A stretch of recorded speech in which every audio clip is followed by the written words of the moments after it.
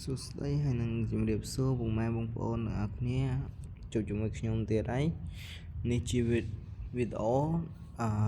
scrap នៅខាងមុខ hotel scrap Kerala នៅមុខ hotel ហើយខ្ញុំកំពុងបាញ់ទឹកនេះមិត្តភ័ក្តិគ្នាខ្ញុំគាត់កំពុងតែ scrap ខាងមុខហ្នឹងscrap ដោយសារខាងមុខហ្នឹងពួកខ្ញុំខានធ្វើយូរខ្លាំងមែនតើដូចជាមួយ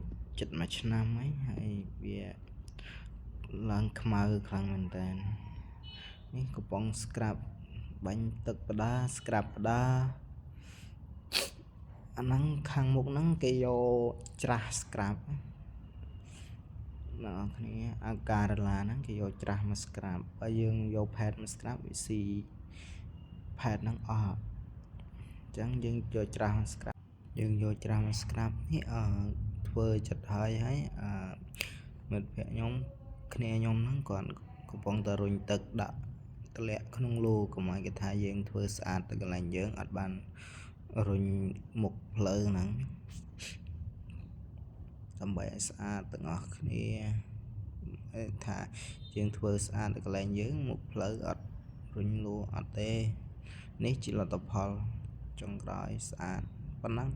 អរគុណទាំងអស់គ្នា